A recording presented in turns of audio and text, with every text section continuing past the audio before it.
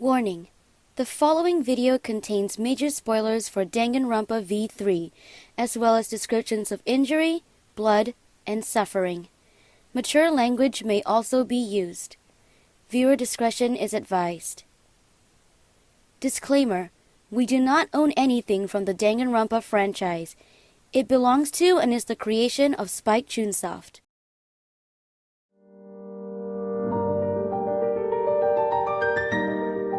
Amalgamate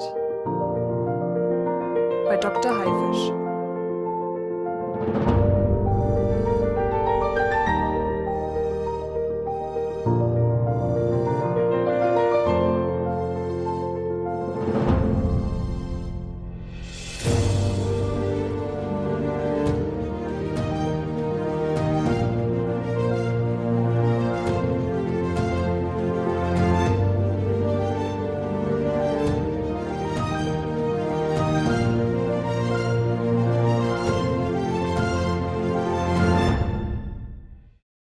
Chapter 1.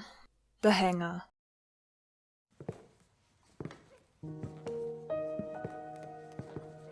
This isn't right. This isn't right. This isn't right. The words repeated over and over, banging against the inside of Kaito's skull, like the ominous drums of a funeral dirge. This isn't right. This isn't right. This isn't right.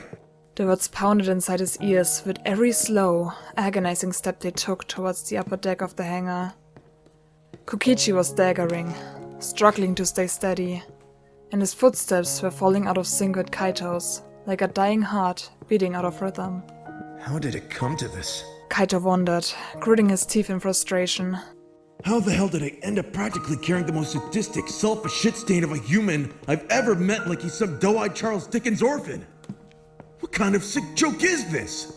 Despite the angry, ugly thoughts in his head, Kaito tried to sound as verbally encouraging as possible, even as his mind continued to wail that all of this was wrong. We're almost there, Kokichi. You can do it. Wow, Kaito. It's almost like you care or something. Kokichi chuckled darkly, head bowed forward and sweat dripping from his hair. With every step they took, Kaito could feel more and more of Kokichi's weight pressing against his side. Fearing the smaller boy's legs would give out before they reached the top of the stairs, Kaito tightened his grip around Kokichi's waist, causing the boy to hiss in pain as Kaito's sleeve accidentally brushed against the arrow wound still leaking blood down his back. You did that on purpose. I didn't take you for a sadist, Kaito. What?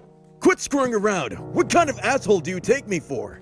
Kaito couldn't believe Kokichi would accuse him of something so malicious, when he was hauling the boy up a flight of stairs just to help him go through with the most insane plan ever written in the history of the human species. That was a lie. I know you're secretly a masochist. What? Kokichi shook his head in response, causing even more beads of sweat to drip from his limp, dark hair. When they finally reached the upper deck, Kaito paused to let the smaller boy get a hold of himself. Kokichi was panting from pain, poison, and exertion, but with his head bowed, Kaito couldn't see the expression on his face. Kokichi was an unempathetic, tactless asshole on his best days, but still, Kaito didn't derive any pleasure from making the kid suffer. He really, truly didn't. He wasn't a heartless monster like... Stop it. Kaito chided himself. Doesn't matter anymore. You're already walking the monster to its grave. Kokichi, are you alright? Just shut up. Kokichi shoved Kaito aside with an unexpected force. You don't have to lie anymore. He pointed one trembling finger towards the machine lurking in the shadows beneath them. The press. Go. Kaito watched, bewildered, as Kokichi leaned all his weight against the railing. He looked like he'd collapse at any moment. Do you need help setting up? Supreme leaders don't need help. Kokichi pinned Kaito with a fierce gaze. Even glazed with pain, Kokichi's eyes were smoldering with pride and determination. The pure, unbridled rage in Kokichi's eyes was terrifying to behold. But Kaito at least took comfort in the fact that if Kokichi was still capable of being this angry, it meant he was still capable of seeing this through to the end. It meant he was still the unstoppable force of nature, known as Kokichi Oma, no matter how much poison was pumping through his veins. Alright. They were resigned. Resolute. Kokichi gave him a stiff nod and turned away to start adjusting the camera. His heart heavy, Kaito headed back down the stairs, his footsteps clanging loudly in the otherwise silent hangar. The hydraulic press gleamed with dark, malicious energy, and Kaito's stomach sank as he truly looked at it for the first time since Kokichi explained his twisted final plan. The machine's jaws were held open, frozen, like a Venus flytrap awaiting a sacrifice. Somehow, it felt as if the hangar was full of eyes, as if thousands of scavengers hid in the shadows, waiting to pick apart the carcass of whoever was unlucky enough to walk into that looming, mechanical death trap. As Kaito made his way towards the press, dread pooled in his stomach, and his knees felt as if they'd liquefied. Kaito wasn't the one who was going to die, yet he felt like he was already walking the plank to his own execution. I suppose in a technical sense I am. Kaito smiled grimly and shook his head. But you can't drag your feet like this. Kokichi's trusting you with this plan. The idea that Kokichi was trusting him with anything left a bitter taste in his mouth that had nothing to do with the blood he'd been coughing up for the past week and a half. Get a hold of yourself, Momota. The longer you wait, the longer Kokichi suffers. Despite his personal pep talk, Kaito could feel his limbs shaking as he stooped down and peered into the dark gullet of the brass. The metal underneath his hands was cold, and his ears were ringing.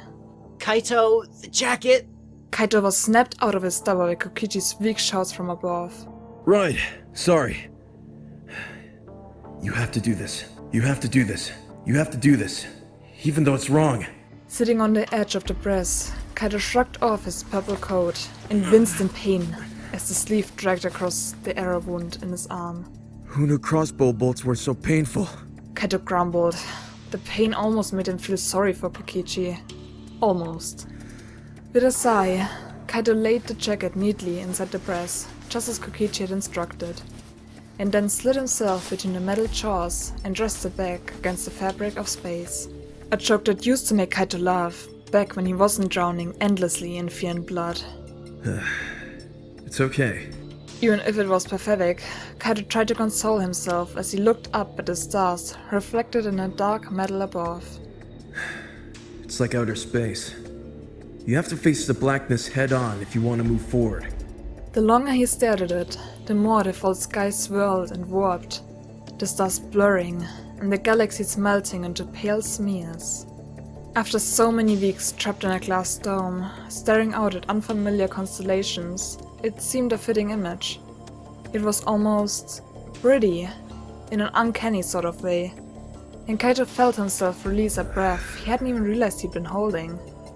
Lying there, waiting in silence for the proverbial axe to fall, Kaito struggled not to let his mind wander towards the grim reality that soon, he and Kokichi were going to reverse roles, and Kaito was actually going to drop the breath on a human being. But if Kaito had to do something so reprehensible, he could at least take solace in the fact that the breath would be coming down on Kokichi Oma, and not any of the other students. Of all the teenagers trapped inside the Ultimate Academy for Gifted Juveniles, there had been no greater pain in the ass, no greater threat to what little harmony they could cling to, than Kokichi fucking Oma. No, Kaito wasn't going to weep over the Ultimate Supreme Leader. He never wanted the boy to die, of course, because Kaito never wanted to see anyone die. But it was Kokichi's choice to give up the strychnine antidote, and Kaito certainly wasn't going to lose sleep over it. Especially if this absolute madhouse of a plan succeeded. There was no denying that Kokichi had brought much of this demise onto himself. Even if this ridiculous plan saved Kaito's life, for the moment, and saved Maki from execution, it was Kokichi's actions that drove them all to this precipice in the first place. Kokichi was a selfish, manipulative bastard, and it sickened Kaito to realize that in the end, the little brat still managed to blackmail him into becoming a goddamn murderer. The ultimate supreme leader always got what he wanted in the end, didn't he? The bastard. Yes, Kokichi deserved to perish inside the walls of this disgusting game he so cherished.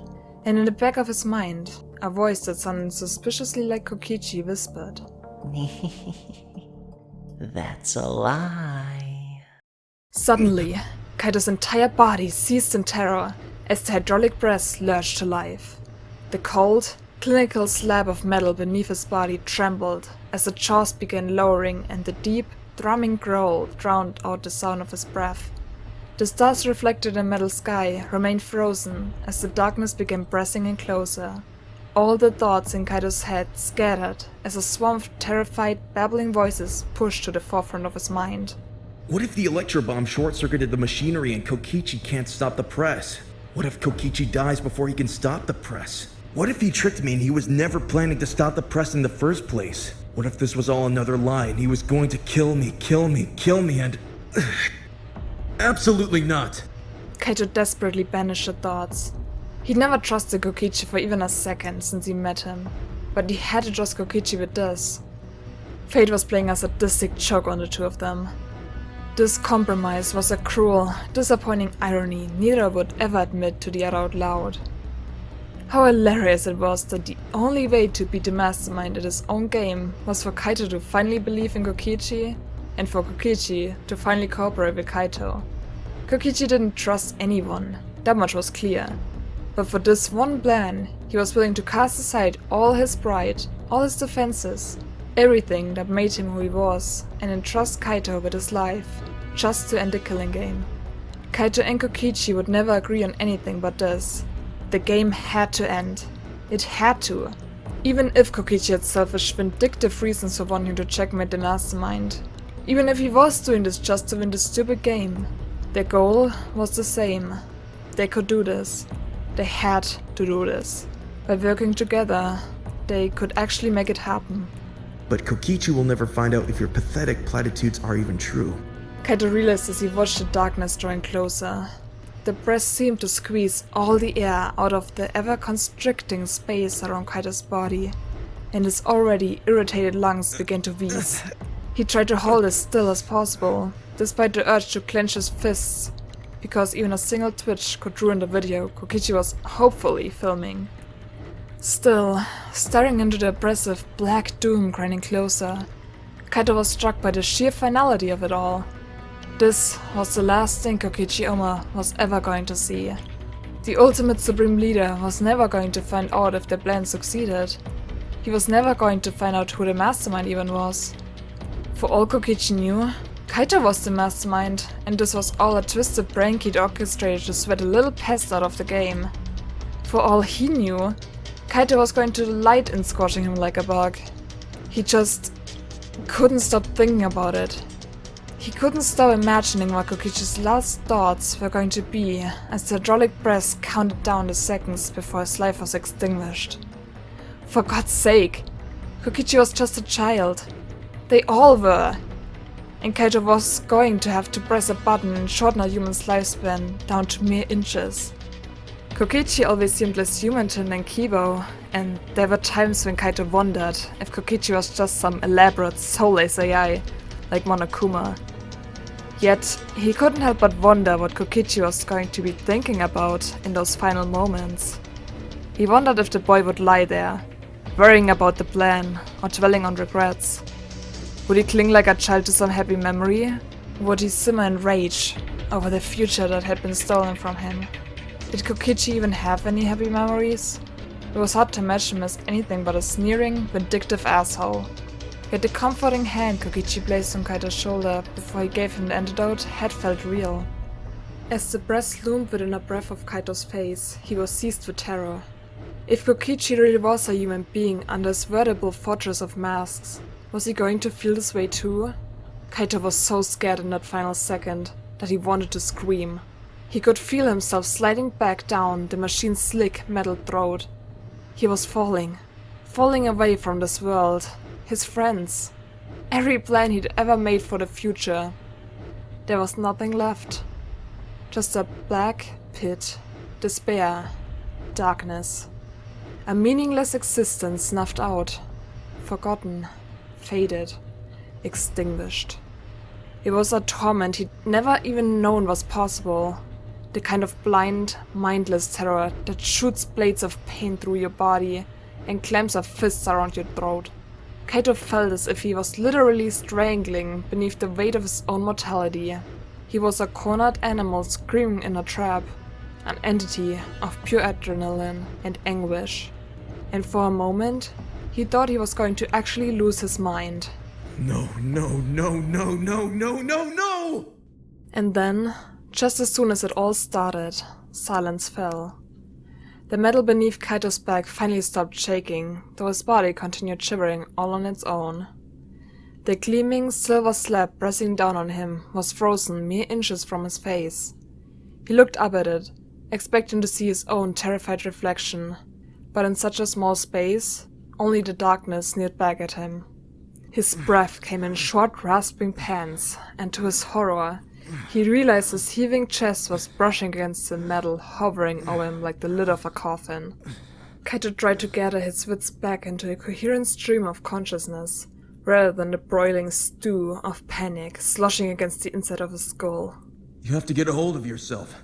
You promised Kokichi. You promised you can't let him down now. He's a bastard, but this is his last wish. Be the bigger man, Momota.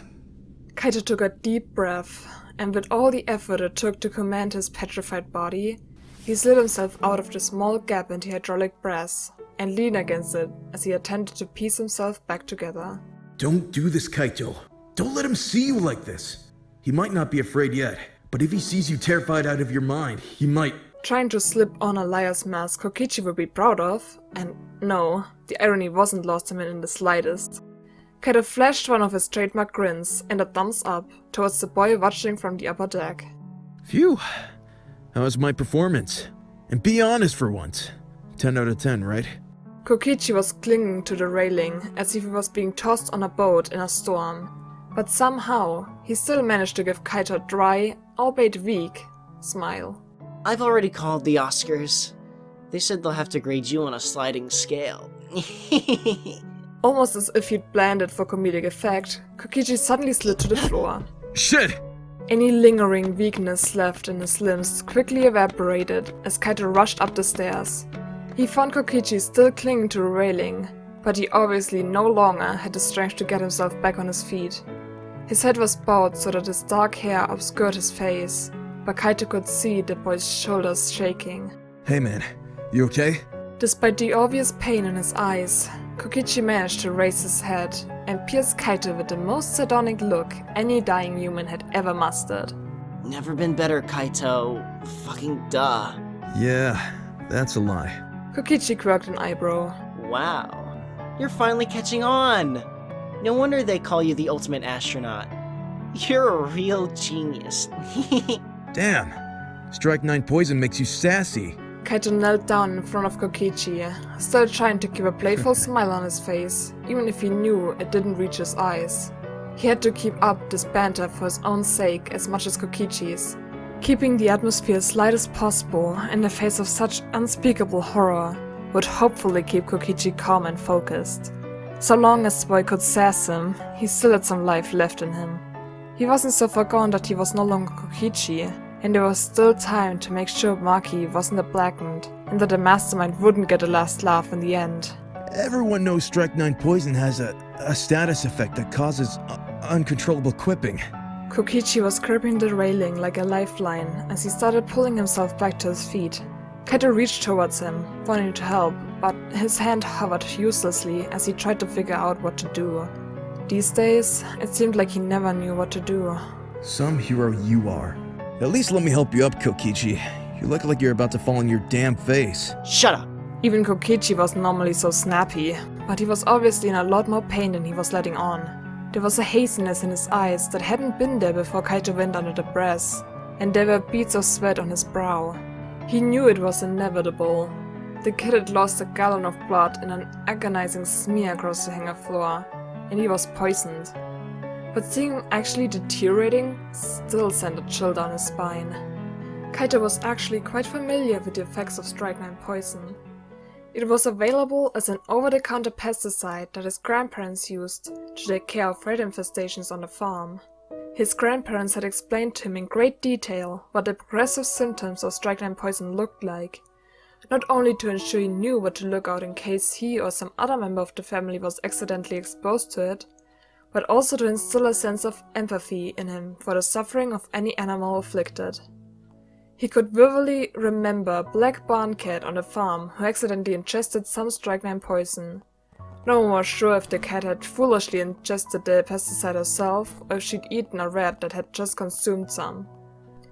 Regardless, Kaito could still recall the horrid sight of the cat convulsing, drool pouring from her mouth, and Kaito's grandfather aiming a shotgun as he explained that only human beings had the tools and intellect necessary to grant such mercy.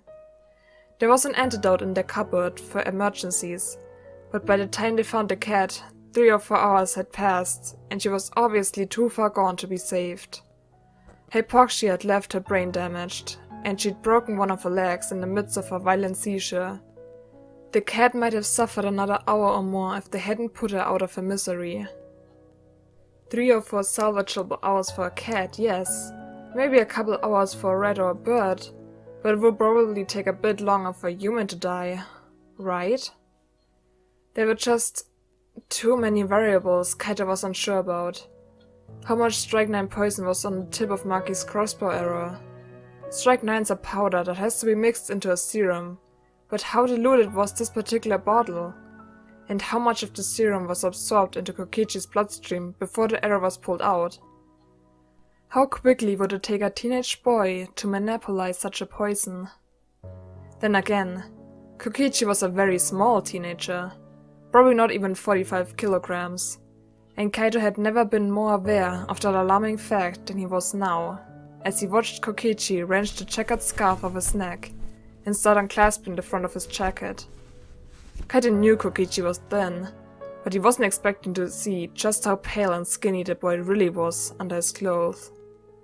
His grandmother would have had a heart attack at the sight of Kokichi's ribs as he pulled off his shirt and tossed it in Kaito's direction. He could just imagine his grandmother racing into the kitchen to grab some strawberry daifuku in order to get some meat on the kid's bones, and other such elderly cliches. The thought sent a pang of sorrow through Kaito's chest, but he couldn't afford to lose his cool now when they were so close to finalizing the plan. Here. Kokichi muttered, shoving the scarf into Kaito's arms. Go flush my clothes down the toilet. Why? Can we hide the clothes in the press with you, out of view of the camera? What if they won't flush? Kokichi had a way to look at Kaito like he was the dumbest man alive. And? So what? It doesn't matter if the others manage to find the clothes in the bathroom or whatever. The goal isn't just to create an unsolvable murder.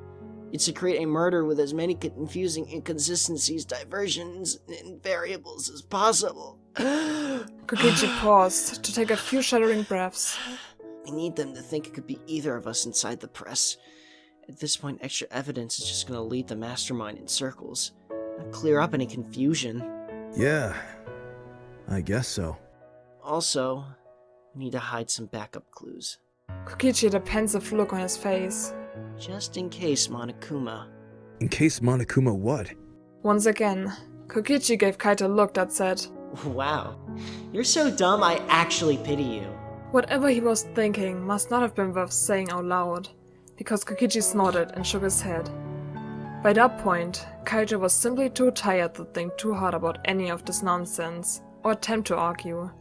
He started to turn away but paused. Are you gonna be okay while I'm gone? I can help you down the stairs when I get back. Kokichi blasted one of his classic, mischievous grins to his face. Kaito was always amazed by how quickly Kokichi could swap masks, but in this case, the change was suspiciously abrupt, and the expression looked forced and hollow. Oh? What's this?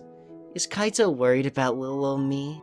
Is he suddenly feeling sorry for the bad guy? Kaito rolled his eyes and turned on his heel. I don't know why I even bother. Don't do anything stupid while I'm gone, or I'll throttle you. Don't threaten me with a good time. Kaito only planned on disappearing for a few minutes, but at least 10 minutes passed before he was able to return. He spent the first few minutes in the bathroom, quite literally coughing his lungs up into the goddamn sci-fi toilet. Then, after flushing away all the blood, it took a few more minutes to force Kokichi's clothes down the drain. Not to mention the extra minute Kaito spent staring into the rippling water and trying to reconcile the fact that little by little, both his and Kokichi's lives were literally being flushed down the drain. Drop by drop, piece by piece, the two of them were being dismantled, unraveled, extinguished. He never thought he'd feel despair at the sight of Kokichi's tacky checkered scarf spiraling down a toilet. And yet... This is no time for an existential crisis. Kaito slammed his fist against the tiled wall. Get a hold of yourself, man. When Kaito finally left the bathroom, he was both startled and impressed to find that Kokichi had made it down the stairs on his own without falling. Unfortunately, Kokichi had not made it all the way to the brass. He collapsed a few feet from the staircase and was lying in a twitching heap on the floor. Shit! Kaito raced over to the boy's side. The convulsions are starting! If anything, Kaito was amazed they hadn't started sooner. He went over the facts in his head as fast as possible. Strike 9 scrambles the body's nerve signals, which leads to agonizing muscle contractions, seizures, and eventually full-blown respiratory collapse. Trying not to panic, Kaito rolled Kokichi onto his side to get a better look at his condition. The boy's face was twisted in pain as a vicious tremor raced through his body. As much as Kaito despised the little brat, he couldn't bear to see that look on anyone's face. He carefully took one of Kokichi's clenched fists into his own hand and brushed some of the sweaty hair out of his eyes. Kokichi's forehead was extremely warm. The hypothermia is finally setting in too. Kaito noted grimly.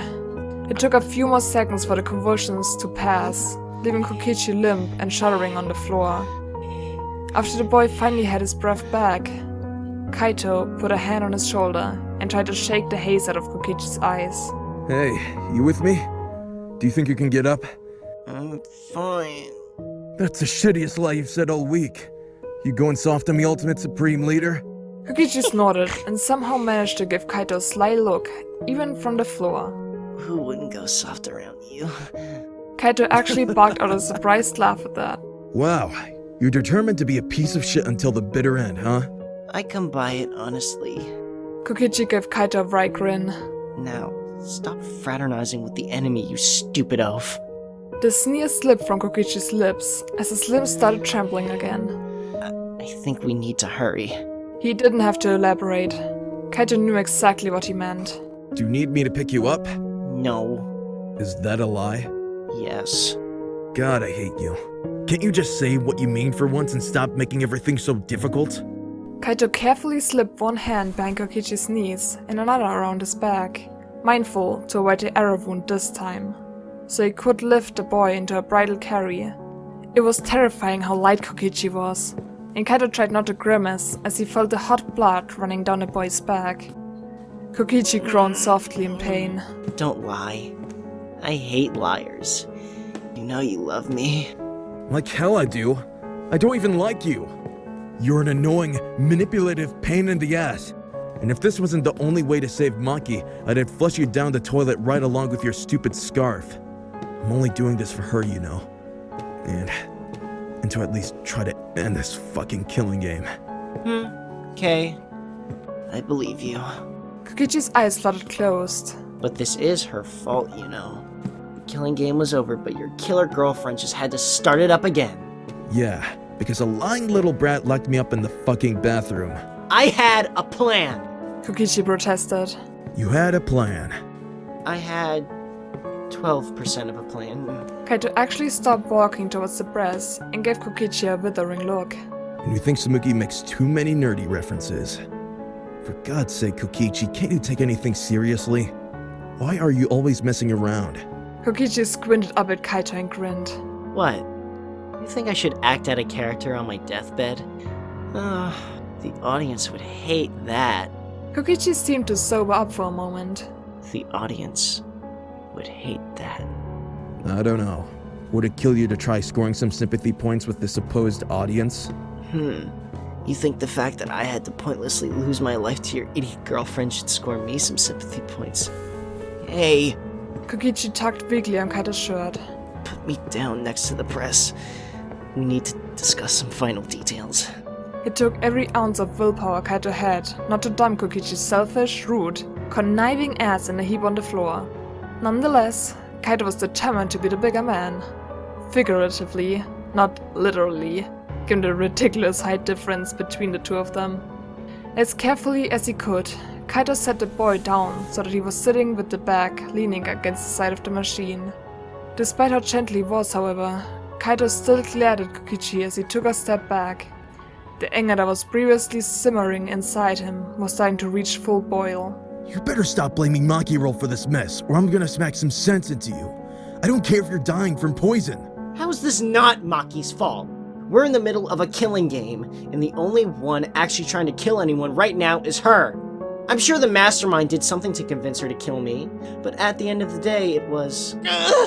Kokichi grimaced as his entire body seized in pain.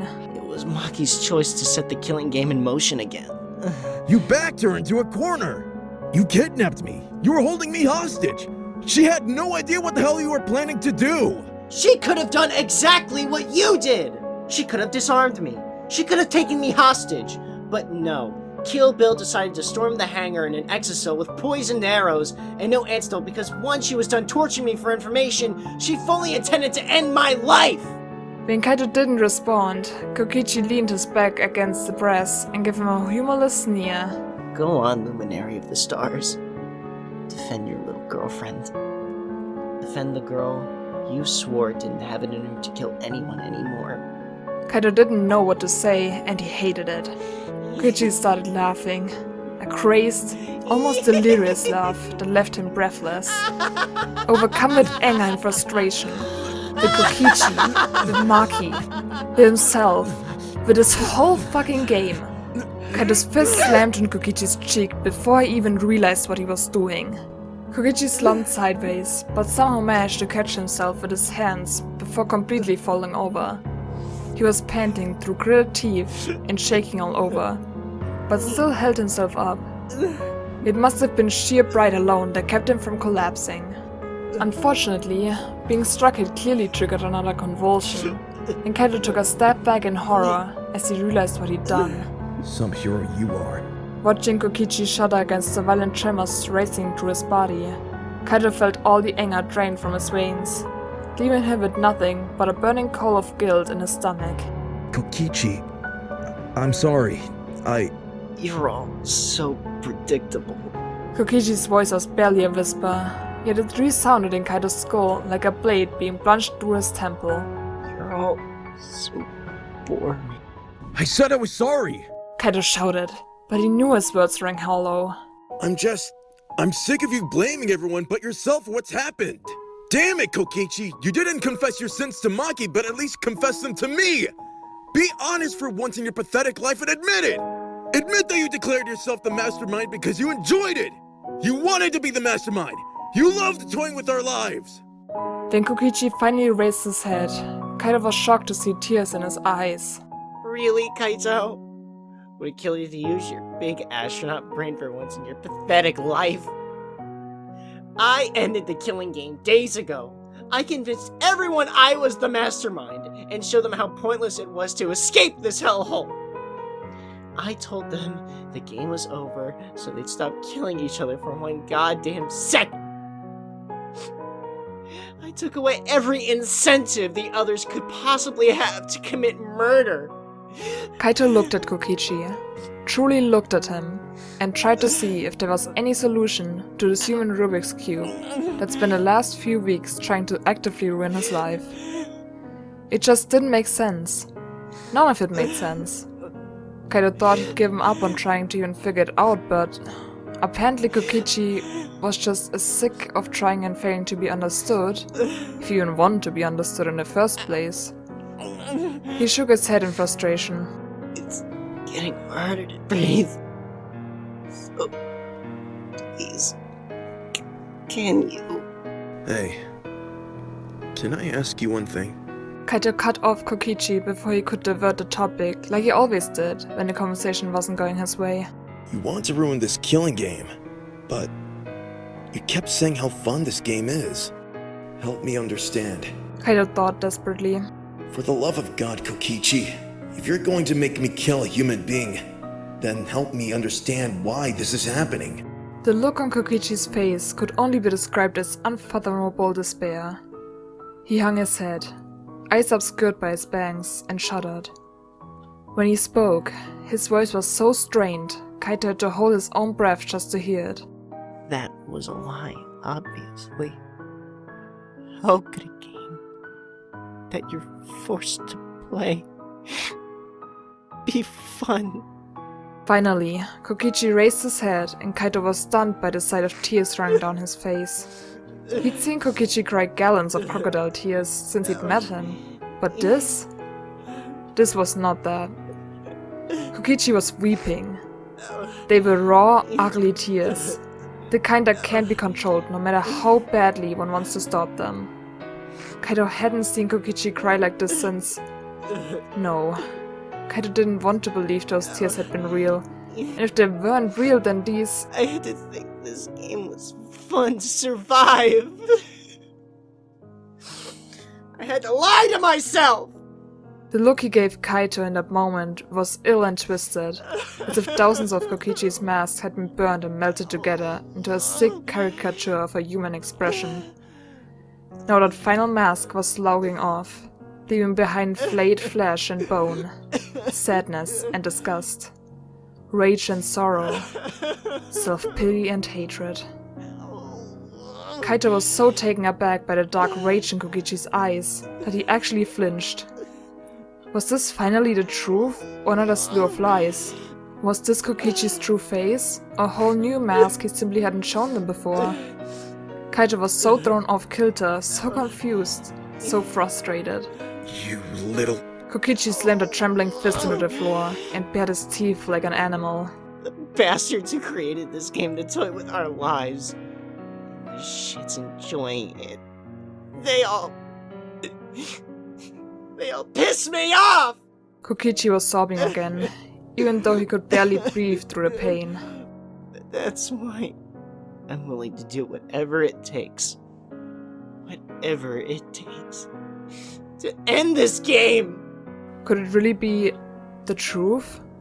Or was Kokichi just telling Kaito what he wanted to hear, so that he could get this whole farce over with? The tears seemed so real though, and Kaito hated this feeling. Like Kokichi was still making a goddamn fool out of him. Yet something in the boy's words struck a chord deep within his heart. I had to lie to myself. Kaito had been lying to himself for a long time too. The lies began the day he forged his documents so he could begin astronaut training, despite being too young to qualify.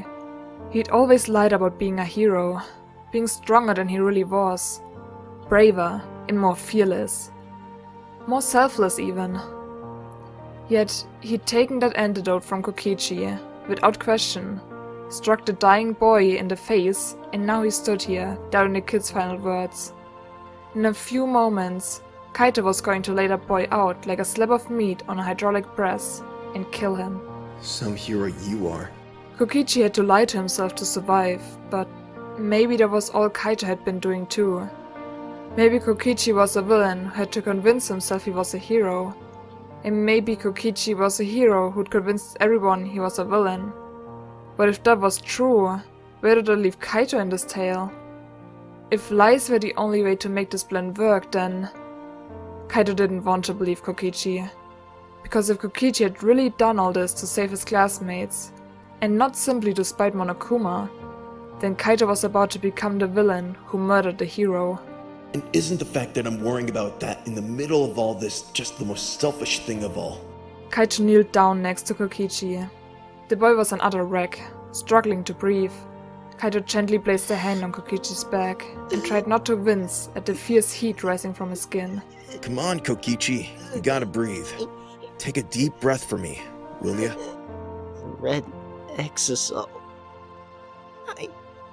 I left you a script for the trial in the storage closet next to the bathroom. Take it to the exosol. You wrote a script? Are you fucking kidding me? Would I lie to you? Yes, constantly. It's basically all you do. Kokichi laughed, a sad, broken laugh, as he struggled to regain control of his lungs. Like I trust an idiot like you with my plan. The boy shivered and curled in on himself slightly. Kaito, please. Let's just do this. And Kaito hated it. God, he hated it. He didn't want to do this. But when he looked into those pained eyes, he saw the eyes of that black barn cat seizing on the ground, silently begging for it all to be over, crying out for mercy as she stared down the barrel of the shotgun. Trying not to think too hard about what he was about to do, Kaito carefully hoisted Kokichi back into his arms. The boy was shivering, and Kaito tried to convince himself that it was from pain and blood loss and not from terror. As gently as possible, Kaito laid Kokichi down on his galaxy jacket inside the brass, apologizing softly as the boy winced from the wound in his back. He was grateful for the jacket because, without it, he wouldn't be able to shake the feeling that he was placing Kokichi down on an autopsy table. The boy looked so tired lying there amongst the stars. He didn't even resist as Kaito shifted his limp arm into a better spot and smoothed out a few wrinkles in the coat. After I'm gone, just read through the script. Alright. I tried to cover every scenario I could think of. But you'll have to improvise too.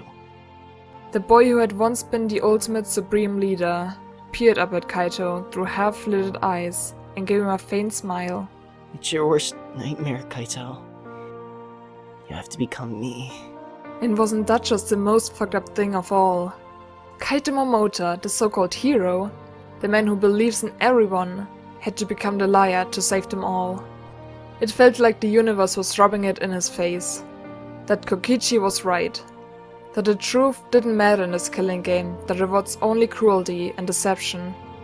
In the end, the other students didn't need Kaito Momota. They needed Kokichi. Yet Kaito had to kill this child and take his place. To be the bigger man, he had to become Kokichi, the hero. It was such a sick joke. Such a slap in the fucking face. Kaito grimaced. His mouth tasted bitter, and he doubted it was from blood or poison. Can't wait. He grumbled as he stepped back from the brass. He couldn't let his frustration show. He didn't want to give Kokichi the satisfaction of feeling smug about his turn of events. Should be easy to turn myself into Kokichioma. Just gotta act like a total ass. They'll all buy it for sure. There's a voice changer in the exasol for everyone in the academy. I already set it to my own voice, so you'll be able to sound exactly like me. But you're still gonna have to act like me too, if you want to be convincing. He closed his eyes, exhausted. Go on, Kaito. Give me your best supreme leader. Kaito awkwardly rubbed the back of his neck. Crap. Okay, He cleared his throat, and he prepared himself for the most sarcastic performance of his life. Hey, guys! Sorry I showed up to the class trial inside this crappy Gundam. I felt like it was my sworn duty as the supreme leader of evil to remind Kibo that his talent's completely useless. Cause now I've got guns for arms, and he doesn't. This is a total power move. Nee! Kokichi laughed so hard he started coughing. That was actually really good. Are you lying? No. I'm actually being completely serious. I feel a lot better about this plan now. Kokichi closed his eyes again, resigned to his fate, or at least pretending he was. Alright, well, Bayonara, luminary of the stars. It's time for me to find out if Atu is really real. If Angie really was just dropped on her head as a child. Kaito didn't move. There was a deep, sharp sadness forming in his chest, and the whispered mantra that kept telling him this is wrong was turning into a desperate plea. This is so wrong. Kokichi, Kaito rubbed the back of his neck, unsure of what to say. Don't you have any, I don't know, last words or a message you want me to give to the others? I mean, it can't just end like this, right? I don't even know who you really are, Kokichi. Now I'm supposed to murder you? Erase you from existence? The boy cringed as another spasm racked his body. He clenched his hands into fists and tossed his head to the side, consumed with pain. His eyes rolled back, and his neck arched as his muscles seized up. By the time the fit was over, Kokichi was grasping for breath. Kaito, just do it already! What are you waiting for? This is wrong, this is wrong, this is wrong. Kaito, please! There were tears running down Kokichi's cheeks against his will. I'm begging you, just end it already! Beg. Kokichi Oma, the ultimate supreme leader, didn't beg. Kaito felt sick to his stomach. This is wrong, this is wrong, this is wrong. He'd hesitated too long now, and Kokichi sent him a hateful glare. God damn it, you owe me, Kaito! I gave you this goddamn antidote, and if you don't do this, your precious little Maki girl's gonna get executed! Not that she doesn't deserve it. Maybe it was because Kokichi was becoming too weak to keep up his usual charade. Or maybe seeing the boy vulnerable and defenseless had allowed Kaito to finally peer through the masks. But for some reason, he finally saw the bullshit for what it was. Just stop it. That's enough, Kokichi. Stop what? Stop the game? Guess I have to since your beloved assassin can't seem to control herself. Somebody has to finally chain that bitch up like the rabid dog she- I said that's enough! I know what you're trying to do. You're trying to make me hate you so it'll be easier for me to kill you. That's what you always try to do, isn't it? You piss everyone off so they won't care when you inevitably end up alone. Kokichi's face shuddered and went blank. The look he gave Kaito was so unreadable, so devoid of emotion, that for a moment, he wondered if Kokichi had died with his eyes open. There was something so unnerving about that look, like seeing a shark with its teeth removed. Kaito realized he hated that look on Kokichi's face. It just looked wrong. Wrong, wrong, wrong. This is how it's supposed to be. Don't you get that? When Monokuma picks the wrong culprit, the one who has to emerge victorious from the Exosoul is you. You're the hero, Kaito. If you show up at the end of the trial, it'll give the others hope. If they realize I'm the one who's dead, it'll give them relief. They'll be unified against me because I'm the villain. I'm the common enemy. I'm alone because that's how it's supposed to be. Kokichi closed his eyes and released a shuddering breath. That's how it's supposed to be. And this, more than anything else in this absolute clusterfuck, finally convinced Kaito that all of this was 100% irreversibly wrong. What if it didn't have to be like this? Kokichi's eyes flew open, and for a single second, Kaito saw a glimpse of terror before the boy wiped it away with a mask of rage. What the hell are you talking about, Kaito? Drop the press already! No, it doesn't have to be this way. Kaito didn't know who he was trying to convince more, Kokichi or himself. There has to be a way out of this. I'm dying, you idiot! There's no way out of this! If you don't hurry up, Maki becomes the Blackened! No, I'm not doing this. You and I both want the killing game to end, and that means no more killing. I'm not killing you, goddammit! This time, Kokichi couldn't hide the fear on his face. No, it wasn't just fear. It was sorrow, Kaito realized. Despair. I trusted you. Kokichi whispered in horror. Then he suddenly started laughing. I trusted you, Kaito Momoda! Do you see now? Do you see where faith and belief lead you? Betrayal! It always ends in betrayal! Kokichi was laughing so hard, his whole body was shaking. But Kaito refused to take the bait. Not anymore.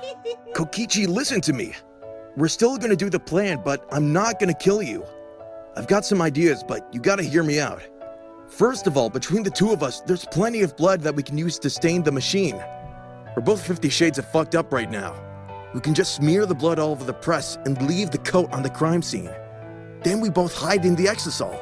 You can't be this dumb! How's the video gonna work when blood just magically appears over the press? You'll see the cut in the video. It only works if a body explodes like a blood-bagged piñata! So we just don't use the video. We don't need it. The crime scene's already confusing. Hell, if the others find the incomplete video we've already got, they won't know what to think. But that's not the important part of the plan. I think I know a way I can save you and... Kokichi sobered up, suddenly, as he realized Kaito was serious. Something dark and desperate flickered across his face. Kaito, do you realize what you're asking me to do? You're asking me to jeopardize the plan I've spent weeks creating.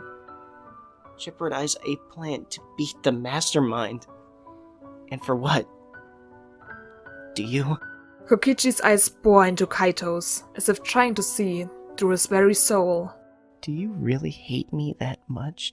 What? What the hell are you? It hurts, Kaito! Everything fucking hurts! Talking hurts, breathing hurts, being alive hurts! I'm gonna die, Kaito. That's the only truth. I gave you the antidote so you would do this one thing for me. And now, you want to deny my last request and make me suffer for hours? Do you enjoy seeing me in pain? Is this your revenge? God damn it, Kokichi! I'm trying to save your life! You of all people acting like there's only one truth. God, you pissed me off, you lying little brat. You investigated Shuichi's lab, right? You're a little sneak, I know you did. Of course I did! That's how I know there's only one antidote per poison! And you already drank it, so enough already! No! You're gonna listen to me for once, goddammit! Kaito slammed his fists into the upper plate of metal, ignoring the way his knuckles throbbed with pain. If you investigated the lab, then you already know how it works, right? It's probably the same as the others. If you break an item or use up a resource in the Ultimate Research Lab, Monokuma replaces it before the morning announcement. Kirumi told me every time the detergent ran out, a new bottle appeared on its own. I accidentally spilled coffee across the star chart in my own lab, and a brand new one reappeared before 8 a.m. Now, I want you to answer me truthfully.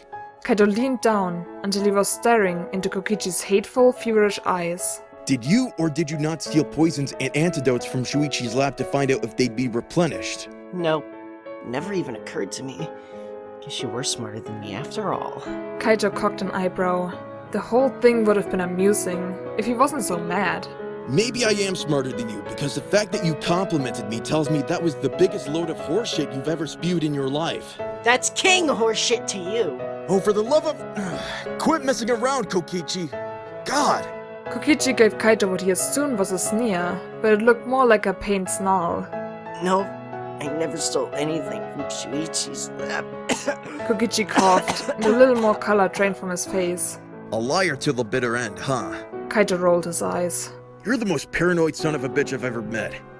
Don't give me that crap. The antidote for Strike 9 poison will appear by 8 a.m. Don't even try to deny it. So you're just gonna hold out long enough for the class trial to end. After they vote, we'll reveal to Monokuma that there was no victim and no culprit. And then we'll rush to Shuichi's lab and grab the antidote. Strike 9's got a half-life of about 10 hours in adult male. But you're very small, so... Kaito, why do you even know this? Because as much as you like to call me a moron, I'm a fucking astronaut. Do you have any idea the kind of math and science courses I had to take during my training? The kinds of health and anatomy classes I had to go through? And I grew up on a farm where we used Strike 9 almost daily. So yeah, believe it or not, I might actually know what I'm talking about for once. Kaito expected Kokichi to call him an idiot anyways, but instead, the boy reached out and weakly latched onto the front of Kaito's shirt. Don't do this to me. Kaito, I'm begging you. The supreme leader of all evil is begging you not to do this. If I die, I'll have suffered and died for nothing. And Maki will be executed. And the killing game will continue. I'm not doing this to hurt you, goddammit! Kaito grasped Kokichi's hand and yanked it away from his shirt, causing the boy to wince. I don't want another goddamn death inside the walls of this academy. You're doing this for ego. Same reason you do everything you do. You just don't want to be a murderer. You don't want to be a bad guy. But you're so mean. You're gonna make me suffer just to cling to your stupid ideals and your stupid lies. Kaito froze, and his mind started racing. Was he doing this for ego? He despised Kokichi, and the boy was a threat to everyone. No one would argue that. So if he wasn't doing this for Kokichi's sake, then was he really such a cruel, selfish person that he would make Kokichi writhe in agony for hours just to keep up his heroic charade? But no, it was more than that. He knew he wasn't a hero, but that didn't mean he wanted to let the bad guys win. He was sick of letting Monokuma have his way all the time. And he was sick of perpetuating the stupid killing cycle. Maybe Kaito was doing this because of his ego, but he knew, deep down in his battered heart, that he truly didn't want any more classmates to die. Not even Kokichi deserved to die in this hellhole. You know what? You're a smart little bastard, Kokichi, but that doesn't mean you're always right. And I'm tired of you always getting your way because you think we're a bunch of idiots. The whole world has to dance to the beat of your jump, but you never even consider other options because you think Kokichi almost always the smartest person in the damn room. Kaito sighed loudly and scrubbed his bloody hands through his hair. And maybe you are, but you're also a coward. Excuse me? There was a genuine anger in Kokichi's eyes. In that moment of raw emotion, of something that may have been the actual truth, almost threw Kaito off guard. Almost. You heard me! He shouted, clenching a fist. You think I didn't catch on to your pathetic plan to get executed with Gonta? You really thought you could run away from your responsibility? And you know what? You could have convinced me to be the victim of this plan. You could have gotten me to agree to this scheme because you know I'd be willing to take the risk to save Maki and because we both know my days are already numbered. But you didn't try any of that because you were just looking for a way out. You think I'm selfish? All you want to do is piece out of this prison and leave us to clean up your mess. Screw that! Kaito could feel his face burning red with anger, but Kokichi didn't speak. So the words continued heaving from Kaito's mouth like venom. You want to beat the mastermind? How does more murder beat him? No, if we're gonna beat the mastermind, we have to make a total ass out of him. Typical. You and your ideals are gonna get everyone killed! You think I'm trying to bend the world to my will? What about you? Kokichi paused and squeezed his eyes shut as a violent coughing fit wrecked his body. When he started speaking again, there was a noticeable rasp in his voice. You think I can survive straight 9 poison through, what, sheer force of will? You want me to throw a fucking phoenix down on myself? Are you as delusional as Himiko? Are you literally the dumbest man on earth? Overwhelmed by anger, Kokichi slammed his head back against the metal press in frustration. Kaito, not even an ultimate supreme leader can wish hard enough to make their body stop shutting down. No, but there are things I could do to help you stay alive. You think you're gonna die because you think you have to suffer alone? But there are 2 of us in this hangar, you idiot. And the others are gonna get here soon enough. Think about it. If it's just me and the Exisol trying to work off a script you wrote, and the only way to win is to make them think I'm dead, then the trial's gonna take all fucking day. But if neither of us are dead, then all we have to do is make the class pick one of us as the killer. And when Monokuma goes along with it, the trial will be over. Monokuma has no idea there's no body and no culprit, so it'll be that much easier to get him to pick the wrong answer because the trial's a sham to begin with. The whole thing could be done in less than an hour. Look, I know I can do a pretty great Kokichi Oma impression, but Kaito shook his head and heaved a sigh. I don't want to become Kokichi Oma. We're not gonna win this thing by trading places. We're gonna win by joining together. Kokichi looked truly nauseated, and it had nothing to do with the poison coursing through his veins. What are you, some kind of shonen anime protagonist? Do you even hear yourself? Finally, Kaito kneeled down beside the press so that he and Kokichi were at eye level. He laid a hand on the boy's arm and tried to impart at least some of his determination. Kokichi, you trusted me with your plan, and I'm gonna see it through. I'm just asking you that you trust me a little bit longer. Can you do that for me? Kokichi looked Kaito dead in the eyes and said, No. So, Kaito decided to take matters into his own hands. Literally.